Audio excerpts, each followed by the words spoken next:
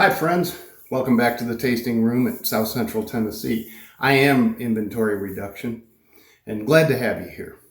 Pull up a chair, I want to talk to you about the Jack Daniel's 2-bottle Prohibition set that came out in 2008. It was 2 bottles commemorating the repeal of Prohibition and the reopening of the distillery in Lynchburg. In 1914, the war started and World War I was fired up, and in 1919, the United States had the 18th Amendment to the U.S. Constitution that enacted Prohibition, which meant that no alcohol could be made or served or consumed legally in the United States of America.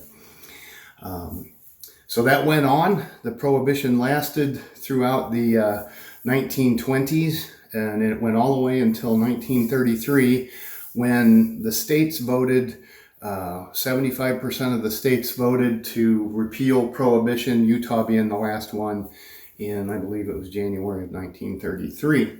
So in 1933 then, the Prohibition Act was repealed. Prohibition was put in as part of a temperance act in the United States, or temperance movement, I should say, because they felt like alcohol was not good for society here. What a great idea with the best of intentions. What could possibly go wrong?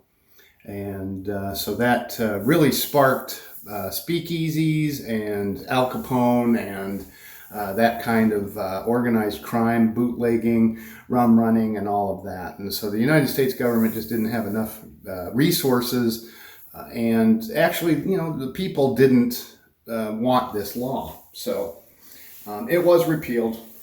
So all during the Prohibition, Lem Motlow kept activities alive in Moore County and Lynchburg by making Lynchburg, Tennessee, the mule trading capital of the United States. So that's another interesting, maybe a video in the future about that, if I get one of my good historical buddies from Lynchburg to join in the fun here. So this set commemorated the 75th anniversary of the repeal of Prohibition from 1933 to 2008, and then the subsequent reopening of the distillery, the 70th anniversary of the reopening of the distillery. Now, the disparity there is that the state of Tennessee did not repeal their dry act until 1938. So Lem wasn't able to get the distillery fired back up and running until 1938. So this 2-bottle set commemorates those 2 occurrences. They're very nice bottles. They have a squared, beveled, edged look to them. Both of them have a nice medallion. This is metallic. I don't know what kind of metal it is, but it's glued in there like some of the gold medal bottles you might remember collecting. This is a really nice wooden box. It's got plastic windows in it, and it's just a really nice little box. It's got a nice little metal hinge arrangement on it. So a nice set, another really nice set like Jack Daniel's does. If you do get a set, you should get these plastic coaster trays to locate it, and these little plastic tops. So it shouldn't just come wobbling around inside the box. So you'll know if you get a set that's not been monkeyed with too much, you should still have these plastic pieces holding the bottles for shipment. Each one of the bottles is really nice. It's got, like I said, the medallion. It has a nice hang tag. The 75th anniversary one has gold reflective print, and the 70th anniversary has silver reflective print, and it's got a picture of the bottle inside it, and nice setup. Jack Daniel's always does a nice job.